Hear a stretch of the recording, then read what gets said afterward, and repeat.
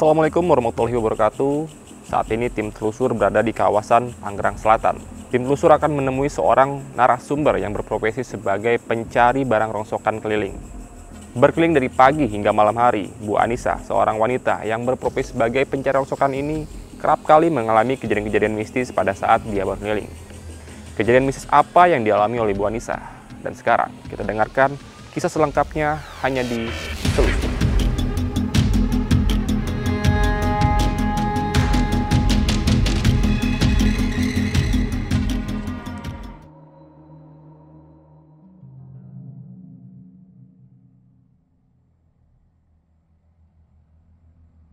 Assalamualaikum warahmatullahi wabarakatuh, Ibu. Waalaikumsalam warahmatullahi wabarakatuh. Bu, gimana kabarnya? Alhamdulillah baik. Sehat, Bu ya?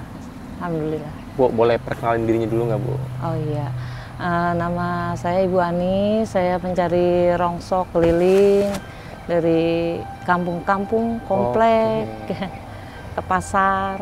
Udah berapa lama, Ibu? Semenjak lockdown corona. COVID pertama Iya, itu ya? COVID pertama. Waktu itu saya kerja di Tanah Abang, di Blok A, di lantai 3. Nah, setelah itu kan lockdown pertama, semua itu yang ada di Tanah Abang, kawasan itu nggak boleh buka sama sekali selama 4 bulan. Akhirnya bos saya kan bingung, bagaimana cara bayar karyawan, bayar kontrak tempat, sedangkan kan omset nggak ada sama sekali selama 4 bulan. Akhirnya tutup sementara. Saya bingung, walaupun sementara kan anak saya harus makan setiap hari kan. Udah gitu juga anak saya kena musibah juga yang kedua itu.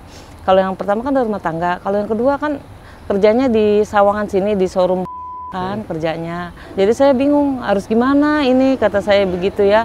Nyari kerjaan juga nggak mungkin, sana sini nggak mungkin lah, lagi lockdown kan. Udah akhirnya saya punya inisiatif, mulung aja. Tadinya juga saya malu, takut ketemu yang kenal, dan awalnya juga anak saya nggak ada yang tahu saya mulung. Kira-kira berjalan hampir 1 tahun, akhirnya saya kepergok anak saya digaplek, saya lagi bawa karung. Jadi disitulah anak saya baru pada tahu, udah hampir 1 tahun. Tadinya saya bohong, kalau dari rumah kan saya rapi, saya bilang kerja di warung kopi, di pasar, saya bohong sama anak saya. Gitu. Berarti memang awalnya karena COVID ya, Bu ya? Iya, terus awalnya akhirnya iya, karena udah nggak ada pemasukan, Nggak akhirnya ada Ibu coba pemasukan, untuk iya bingung sayanya. nyari rongsok keliling. Nyari rongsok keliling dari komplek, dari kampung, pasar.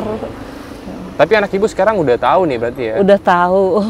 Hampir 1 tahun saya sembunyiin, akhirnya saya kepergok juga sama anak saya. Awalnya anak Ibu tahu sempat marah nggak sih? Nangis dia, pelukin saya. Maafin abang, Bu, gitu. Abang nggak bisa nyenengin ibu, katanya gitu.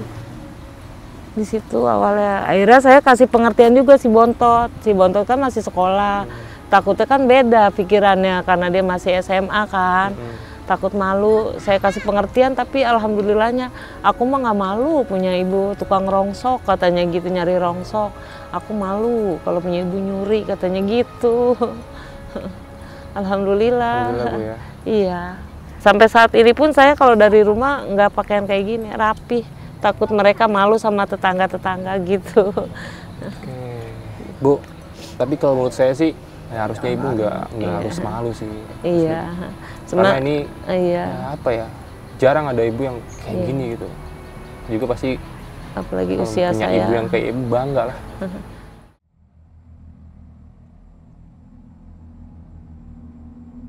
Kalau untuk keliling biasanya dari jam berapa sampai jam berapa?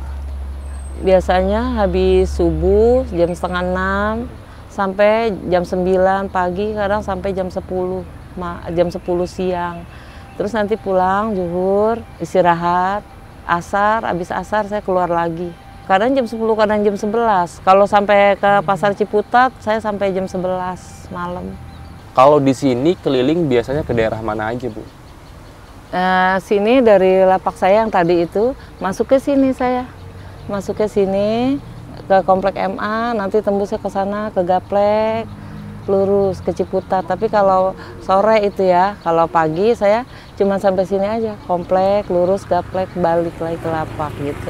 Berarti lumayan jauh ya, Bu ya, kelilingnya, Bu ya? Iya, lumayan lah. Bahkan dari Pondok Cabe ke Ciputat lumayan jauh banget itu, Bu. Iya, lumayan. Oke.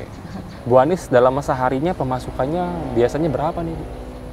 Nggak mesti Mas, kadang ada 30.000, kadang kalau lagi nyarinya sampai itu siang banget dapat 50 gitu. Nggak mesti, kadang kemarin juga cuma 23.000, apalagi sekarang kan barang lagi hancur, lagi murah harganya. Itu 30.000 dari pagi sampai siang. Iya. Untuk malamnya? Dari sore ke malamnya ada lagi? Iya, kadang dapet, kadang enggak. Kalau hujan mulu kadang nggak dapet. Cuma neduh-neduh aja di kolong playoper. Oke, biasanya kalau Ibu keliling nih, nyari Iya. barang yang dikumpulkan apaan aja nih jenisnya, Bu? Iya, botol-botol mineral, kardus, gitu, besi, apa potongan-potongan itu, apa aluminium, apa kaleng-kaleng minuman. Kan dipisah-pisah kayak tadi yang Ade lihat saya di lapak tadi. Jadi prosesnya Ibu nyari dulu keliling, Iya, terus nyari. ke lapak disortir Iya, lagi. disortir. Lalu nanti dari lapak ditimbang baru dapat uang. Iya, Wah, prosesnya lumayan lama Ibu ya. iya. Kayak gitu setiap hari. Oke.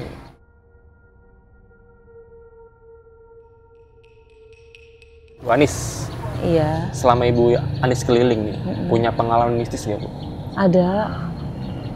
Saya kan waktu itu 5:30 ya keluar ke lapangan, 5:30 pas saya mau ngambil ini gerobak kan 5:30. Waktu itu ada teman-teman saya juga, ada bertigaan, tapi yang lainnya nggak lihat, cuma saya yang ngelihat itu. Nggak, Sesosok itu, Sosok apa, Bu? sosok seperti kuntilanak, bajunya putih, panjang, turun dari tangga itu.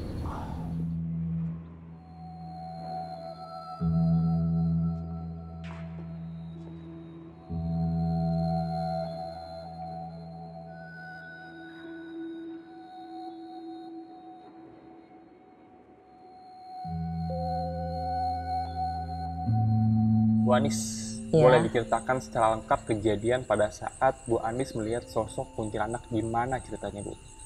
Oh, ceritanya begini Mas, lapak saya itu kan memang gedung tua, dulunya kan rawa-rawa, terus dibikin mall, nggak jadi kan, entah kenapa itu pokoknya nggak jadi dah. Akhirnya kosong, puluhan tahun itu udah kosong, udah lama dah pokoknya ya.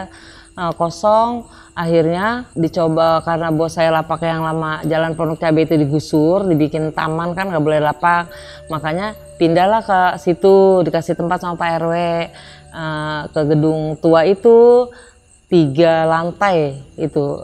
Nah, lantai bawah kan kosong tuh, seluas gitu. Jadi untuk naruh barang rongsokan di lapak itu, naruh barang rongsokan. Nah, saya nyari rongsok, nimbang di situ, gerobak saya di situ. Terus waktu itu pagi-pagi 5:30 kan biasanya memang saya ngambil gerobaknya di dalam rongsokan, di dalam lapak itu kan. Nah, biasanya saya tuh kalau datang tuh pasti assalamualaikum, permisi ya, gitu saya. Di situ udah ada teman saya, 2 orang, yang satu lagi nyortir punya dia, mungkin dia mau nimbang pagi-pagi, jadi dia nyortir harga pagian. Dia lagi nyortir di pojokan dekat tangga. Terus teman saya satu itu yang sebelah situ dekat tangga yang satu tuh, mereka juga lagi nyortir juga. Udah, akhirnya saya kan belum nyari, saya mau nyari ngeluarin gerobak. Pas saya lagi menarik gerobak, astagfirullahaladzim, kata astagfirullahaladzim, tapi tuh mengoyot, apa sih gitu, dia nggak nengok mengoyot. Teman saya kan mengoyot yang nyortir plastik, mengoyot, saya ngomong gitu, tapi dia nggak nengok. Udahlah, saya udah siang, saya pikir nanti kan kalau agak kesiangan pemulung semakin banyak, saya juga pendapatannya sedikit gitu. Saya ngeburu-buru waktu, saya putar gerobak saya ke kanan kan, mau keluar gerbang lapakan. Di situ ada tangga lagi, padahal ada teman saya nyortir, tapi teman saya nggak lihat. Saya, Allahu Akbar, kata saya begitu. Seret begitu tuh pakai ini bajunya panjang putih gitu ya, rambutnya panjang. Astagfirullahaladzim, merinding. Astagfirullahaladzim, kata saya begitu. Kan tadi saya udah assalamualaikum, udah permisi, kata saya.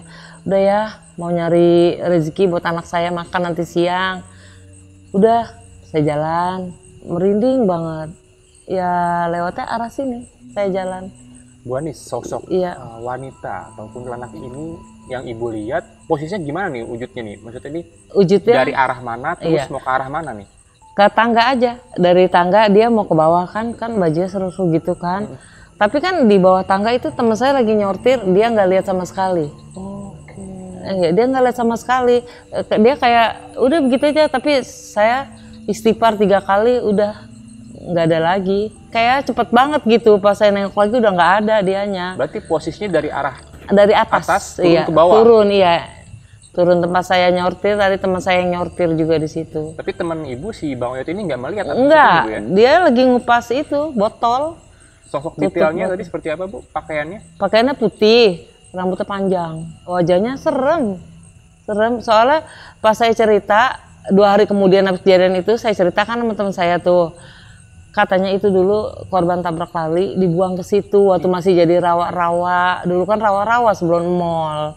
Gitu. Berarti memang kejadian iya. tabrak lari ini terjadi sebelum adanya bangunan ya Bu ya? Masih rawa-rawa. Saya diceritain sama orang pribumi situnya. Makanya ada sosok wanita yang di situ penunggu itunya. Orang kalau sebelum itu juga di lapak ini waktu belum dijadiin lapak, ada yang gantung diri katanya gitu di situ di atas di lantai 3 gitu, katanya korban apa diperkosa apa gimana gitu, nggak tahu. Wanita lagi korbannya? Iya, wanita di situ, dia gantung diri katanya. Ada 2 deretan kejadian iya. di lokasi itu. Iya. Yang pertama adalah iya. wanita yang korban tabrak lari. Tabrak lari dibuang ke situ, terus sama orang gantung diri di situ, di cewek berapa, juga. Bu? Di lantai 3 kalau nggak salah. Itu kan lantainya 3. Berarti memang kejadian gantung dirinya ini sebelum ada lapak? Iya, sebelum lapak. Lapak kan waktu itu masih di jalur arah terminal kan. Pas terus lama-lama dibikin taman, nggak boleh ada lapak. Jadi bos saya pindah ke situ. Ada tempat jadinya di situ. Baru-baru juga saya emang nggak berani masuk Mas di situ. Kalau nimbang ya udah di depan aja nimbang. Nggak pernah masuk ke situ. Pas sudah banyak-banyak teman saya pada masuk ke situ, baru saya itu berani gitu. Kalau dari teman-teman ibu nih yang kerja di sana, pernah ada cerita nggak atau ibu dengar cerita langsung dari mereka kalau mereka juga menyaksikan kejadian yang menyeramkan? Iya, sama. Dia juga kalau kita lagi pada cerita-cerita nih, dia makanya sekarang udah keluar dari lapak situ. Takut katanya, dia lagi nyortir, itu ada anak kecil aja katanya main di bawah tangga, pada main lari-larian, padahal nggak ada anak-anak. Padahal kita juga pada nyortir, nggak lihat, tapi cuma dia aja yang ngelihat anak bocah-bocah kecil pada main gitu. Terus baru kemarin juga nih, kemarin hari Kamis ya, sopir yang biasa bawain apa kalau mau nimbang kan lapak ngirimnya ke pabrik kan. Dia biasanya kan jam-jam 7 itu udah di lapak, dia bawa mobil apa naik-naikin dus buat kirim ke pabrik kan, dijual ke pabrik langsung. Dia langsung pulang. Saya tanya, "Mana coy?" kata saya gitu. Enggak enak badannya, ini merinding katanya begitu. Terus dia nggak masuk tuh 2 hari. Tahu-tahu kok supirnya bukan dia yang bawa gitu, bukan dia yang bawa, ganti. Terus tanya, kok si itu nggak bawa, kan biasanya dia seminggu 2 kali dia nganter gitu, dia yang ngangkat dusnya. Enggak, katanya dia sakit gitu, ngeliat ituan, kuntilanak katanya di atas gitu, di lantai 2 apa lantai 3 katanya gitu. Dia sakit dah katanya gitu, kata supir yang itu. Berarti kejadiannya dialami oleh supir juga nih Bu ya? Iya. Banyak juga sih yang pada di situ mah sering ngelihat gitu kejadian-kejadian yang kayak gitu dah.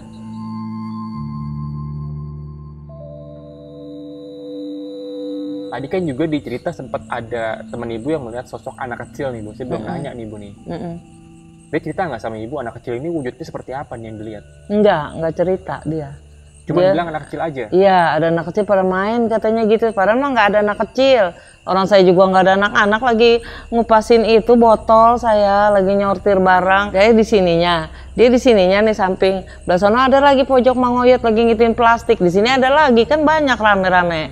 Pada mereka maksudnya barang-barang sendiri disortirin kalau mau nimbang gitu. Nggak ada, dia aja yang keributan ada anak kecil katanya. Habis itu udah dia nggak ada lagi. Udah nggak di situ lagi.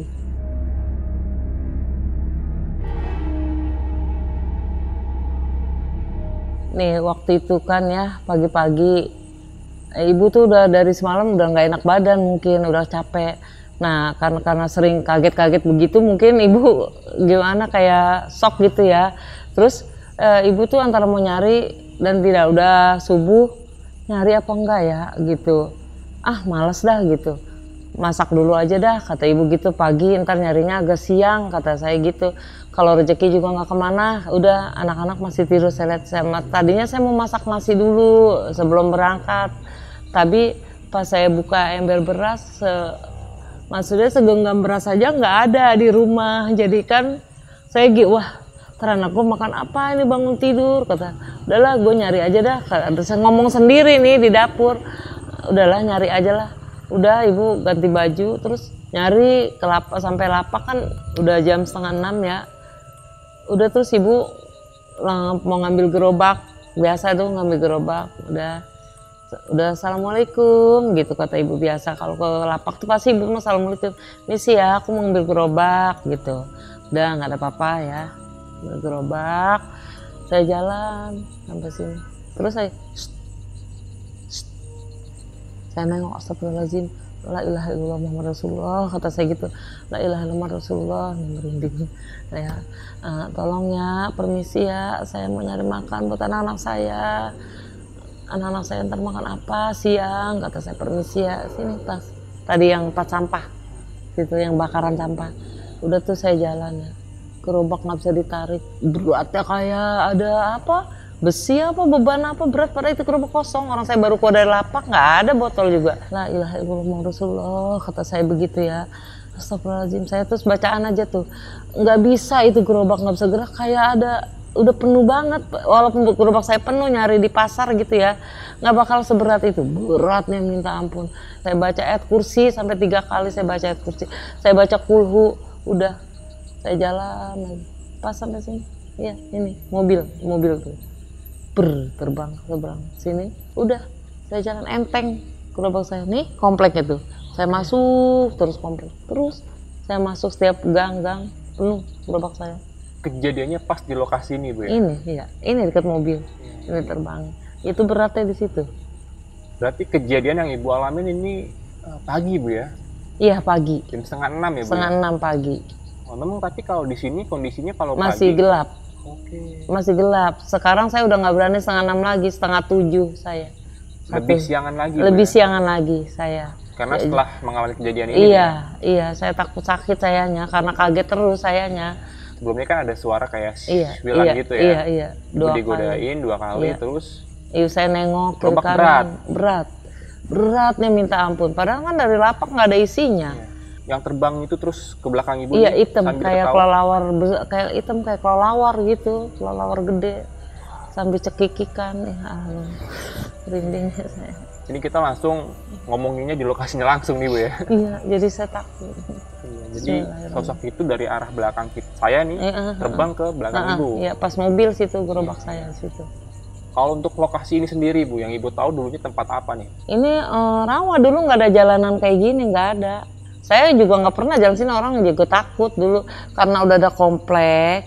Jadi ini kan komplek dari belakang nih. Udah baru dibikinin jalan kayak gini. Dulu mah jalan setapak kecil gitu. Dulu kan empang-empang buat orang mancing. Iya, ini kan hutan rawa-rawa. Dan tadi juga pas siang nih Bu, saya kemarin kan saya lihat di belakang ini kan ada kayak pabrik tuh. Iya, dulu udah terbengkalai banget tuh. Iya, memang dulu. Emang, Ibu? Itu dulu bekas pabrik sepatu apa kalau nggak salah. Kayak sepatu-sepatu tentara gitu dulu kayaknya.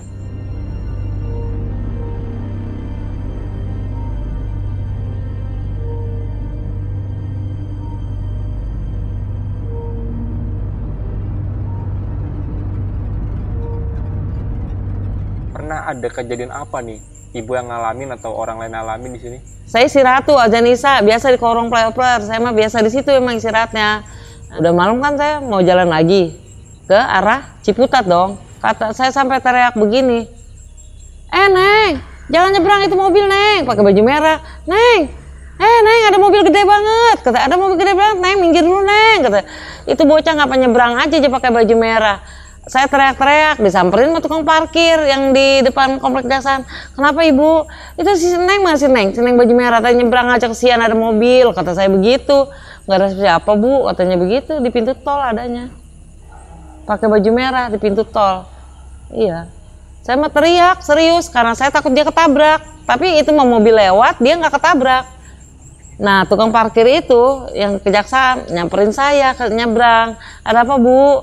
Ada apa Bu? Itu tadi si Neng pakai baju merah nyebrang, kata saya begitu. Oh, itu mah nggak aneh Bu, katanya gitu. Dia emang suka begitu nyebrang-nyebrang. Saya sampai dikasih minum tuh sama tukang parkir. Saya bengong lama di situ di pintu tol. Bu Anis, Iya. saya mau nanya sosok yang si Iya, Dek. ada Merah. perempuan pakai baju merah. Iya. Itu kenapa di lokasi pintu masuk tol itu tadi kan ada yang bilang nih sama ibu sosok itu sering muncul di situ. Iya, udah biasa Oh, katanya. udah biasa. Itu siapa sebenarnya Bu si merah itu, Bu? Oh, menurut cerita orang-orang situ gitu ya, menurut ceritanya kalau ibu kan ngeliatnya cuman itu aja kan karena ibu mah cuman nyari rongsok kan. Menurut cerita orang situ itu si Neng Merah itu dia ketabrak mobil, tabrak truk apa gitu, hancur gitu. Makanya dia sering kan nyebrang sono sini, memang di jalan situ dia kecelakaannya. Makanya dia kan sering nyebrang sana nyebrang sini. Jadi kalau warga situ udah nggak aneh, makanya dipanggilnya si Neng Merah. Memang dia selalu pakai baju merah gitu. Itu juga kalau ibu yang lihat itu cantik banget, mukanya cantik, tapi kadang-kadang berubah-ubah kata orang situ, kata warga-warga situ dah. Kadang kalau lagi hancur mukanya penuh darah gitu kan, kalau lagi cantik gitu.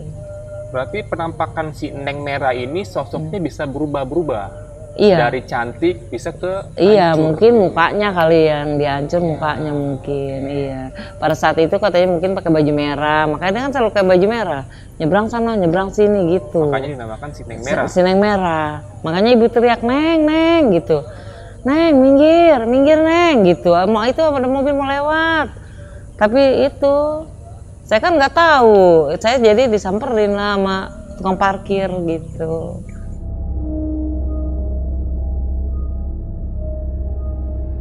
Masih ada nggak nih Bu Anis kejadian mistis yang Bu Anis alamin pada saat ibu nyari rongsokan? Nyari rongsokan ya.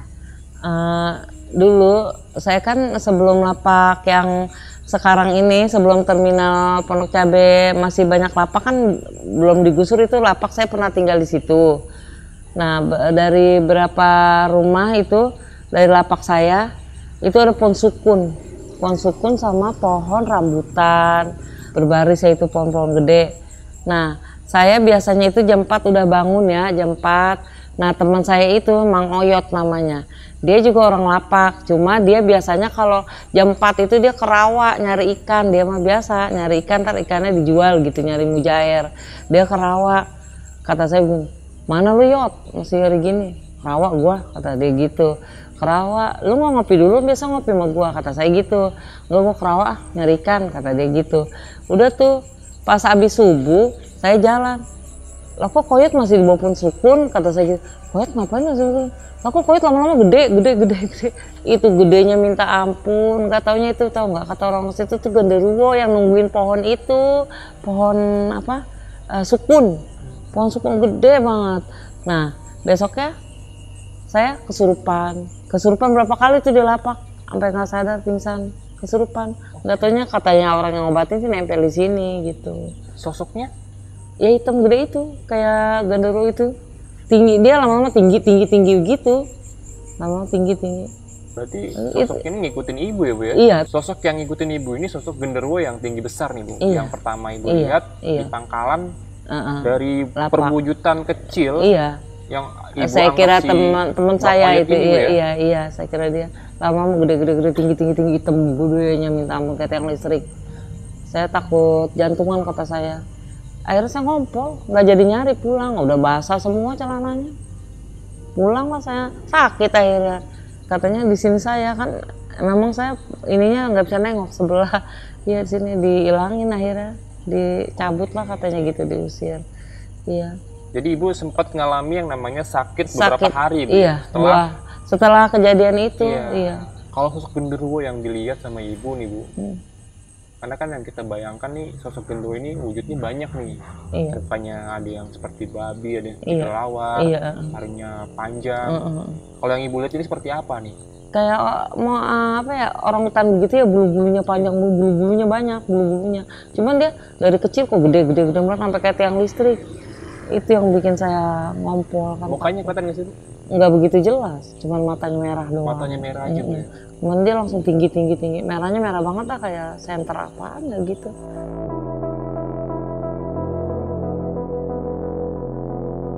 Saya kan sering-sering diganggu-ganggu makhluk-makhluk itu kan. Saya ada takut sakit, saya putus asa dan saya pengen berubah. Saya pengen dagang di pasar, pengen dagang kopi gitu. Malam kan pedagang pasar itu banyak kan yang pada ngopi. Saya lihat teman saya kan udah dagang di situ. Nah, saya nggak nyari tuh, saya pengen nyari lapak sama teman saya gitu, pengen diajak gitu, pengen dagang kopi aja kalau malam, kata saya. Udah pas gitu kan hujan tuh turun, deras banget hujannya. Kata teman saya begini, An, udah tidur sini pasar, besok pagi baru pulang. Enggak, gue pulang, besok anak gue masuk pagi, lagi hujan praktek, kata saya gitu. Lagi hujan praktek, kasihan kalau kesiangan dia, mana belum sarapan, gak ada yang ngurusin, kata saya gitu. Gila lu udah malam, kata teman saya. Enggak, mobilnya kan 24 jam ke saya, kata saya gitu. Saya naik mobil Ciputat, Parung kan. Udah saya naik, berdua, sewa nggak ada lagi, orang udah jam 10:30, mana hujan deras, mana ada sewa. Berdua, yang satu turun di Tip Top, ketinggalan saya sendiri. Tapi entah tahu naik dari mana, mukanya sama semua bertiga. Ininya nih kayak kaos oblong putih, memang kotor tanah merah ininya. Tanah merah deh, kaosnya gitu, kaos oblongnya putih. Pas gitu, yang di belakang, yang samping supir nengok saya, mukanya sama. Ini orang mukanya sama semua, kata saya begitu dalam hati, tapi nggak bisa ngomong. Bang, mau ngomong, kok orang mukanya sama semua, nggak berani. Sayanya nggak keluar gitu. Man diem aja diliatin. Ke pojokan saya, kan saya deket pintu, biar gampang turunnya, kata saya. Pojokan saya ada. Sama mukanya, kaos putih juga, belepetan tanah merah ininya, kaos oblong. Udah, pas gitu, bang kiri bang, saya mah sebelum itu bang terminal, PAB sih, saya turun sini. Bang, tadi abang-abangnya tadi baru turun di mana? Mana orang ibu doang berdua, yang satu turun di Tip Top, ibu ini sendiri gitu. Ya Allah bang, gimana lo bang, tadi ada bang, dari samping abang, mukanya sama semua bang. Ciri-cirinya gimana bu? Orang kurus pakai kaos oblong ini, tanah mulu nih bang, tanah merah kaosnya. Kata saya begitu. Kata si abangnya, dah, bu, ibu anterin saya aja, ibu nganterin mobil bu ke Pul, saya mau balik dah. Ntar ibu saya ongkosin pulangnya, saya ojekin ya bu, saya yang bayar ojeknya, kata supir. Oh gak amat bang, gue juga takut, kata saya gitu. Gue mau pulang, udah malam, kata saya gitu. Ibu duduk depan bu, sama saya. Oh gak bang, gue takut, kata saya gitu ya. Bang, bocah lagi parkir, kata saya begitu. Ajak aja bang, dia mau, kata saya begitu ya. Mau bang, cuma kasih beli rokok juga, gitu. Udah gitu. Ngajak bocah parkiran di situ tuh depan, mau dia tuh bocah, emang apa sih bu? Itu bang tadi bang mukanya sama semua bang. Astagfirullahaladzim, itu mah yang punya ini nih batangan ini nih mati tabrakan katanya gitu. Yang punya batangan mobil yang dia bawa, orang mati tabrakan. Itu mobilnya baru keluar dari bengkel, dia bawa. Bapaknya ngikutin itu supirnya. Berarti supirnya tahu dong nih ya, kalau yang sosok ini. Iya, nggak salah lagi. Itu kan mobilnya baru dibetulin habis tabrakan. Dari bengkel dia yang bawa. Tadinya batangannya itu mati, tabrakan katanya. Gitu kejadiannya.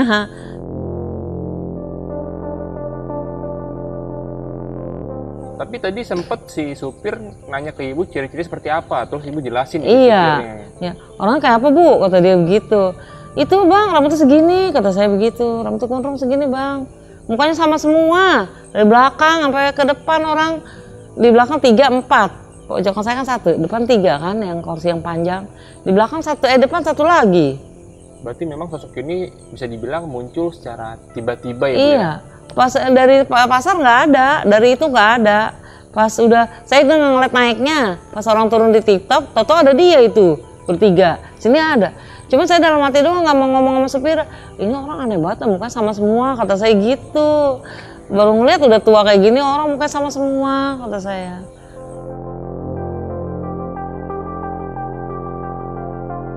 Baik Bu Anis, terima kasih banyak sekali lagi ya Bu Anis ya.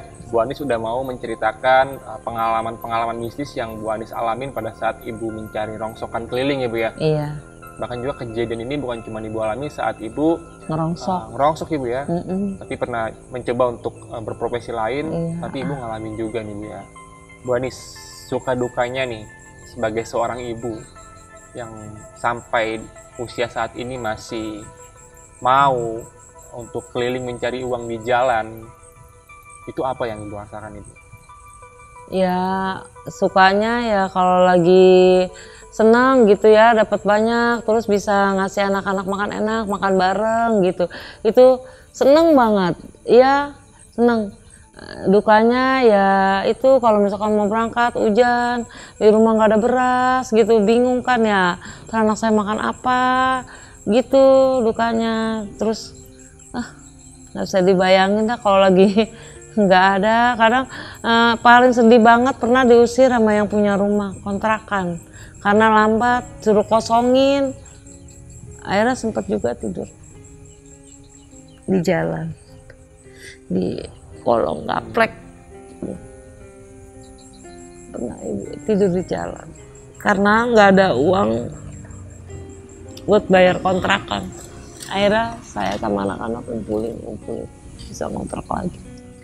Paling pahit itu yang nggak pernah dialami sama saya sama anak-anak, itu yang paling pahit. Ibu juga ini kan berjuang sendiri ibu yang mencari uang ibu, karena Ibu Anis seorang single parent ya bu ya, yang suaminya ibu ini sudah lama bu ya meninggal bu ya. Dari umur anak ibu usia berapa tadi bu? 5 tahun bontot. Ibu ini luar biasa banget nih perjuangan seorang ibu untuk bisa bertahan hidup ibu ya. Ibu sampai di usia seperti ini masih mau berkeliling. Saya sih salut banget nih sama pengorbanan ibu. Bu, satu lagi nih bu, pesan-pesan untuk anak-anak ibu di rumah yang mungkin sampai saat ini ada nemenin ibu nih bu ya, ada yang pengen disampaikan nih buat mereka nih, apa nih bu?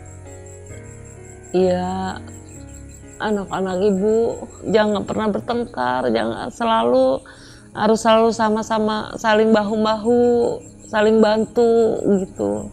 Harapan ibu itu buat anak-anak ibu. Dan yang satu, ibu minta maaf kalau kamu malu dengan kerjaan ibu sekarang. Yudi, di mana aja kamu berada nak, ibu mah nggak pernah doain jahat buat kamu. Semoga kamu sukses aja. Ibu mah nggak apa-apa, ibu ikhlas. Ibu selalu ikhlas. Ibu nggak pernah berharap minta apa-apa. Ingat Yud, sebelum tangis penyesalan kamu datang nak. Sadar, kamu gak usah malu punya ibu seperti ibu. Dulu juga kamu pernah kan disenengin sama ibu. Malah adik-adik kamu mah kebagian belangsaknya. Kamu paling tua, kamu paling seneng. Untuk Bang Yudi ya bu, anak pertama ibu. Iya. Jadi kita juga sempat ngobrol di belakang layar ya bu ya, sebelum kita syuting, bahwa Bang Yudi ini udah 3 tahun ya bu ya? Iya, 3 lebaran. Pokoknya selama ibu berprofesi sebagai penghuni. Iya, dulu sih waktu kerja Tanah Abang dia sering, kalau butuh uang sering ke Tanah Abang nyamperin ibu kerja. Mungkin buat Bang Yudi yang nanti nonton video ini, pesan saya sih pulang lah ya, temuin ibu, jangan malu, harusnya bangga dengan kerja keras ibu yang selama ini. Paling saya cuma bisa mendoakan ibu. Amin. Semoga ibu sehat selalu. Amin, amin. Dimudahkan rezekinya. Amin. Dilindungi dari segala macam mara dan bahaya. Amin ya Allah. Semoga selalu amin. dalam lindungan Allah Subhanahu wa taala. Amin, amin. Yang terpenting keluarga ibu tetap berkumpul. Amin. Ya, Alhamdulillah. terima kasih banyak, sehat Ya. selalu. Mohon maaf apabila Ya. ada kata-kata saya salah. Iya. Terima kasih banyak bu ya. Iya. Maaf. Iya.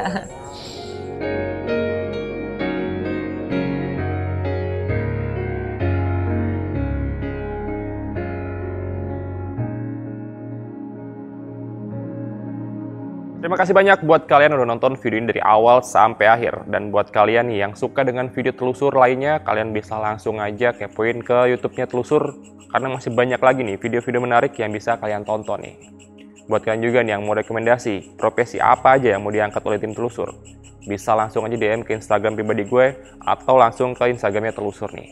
Dan akhir kata, gue John Arya, pamit.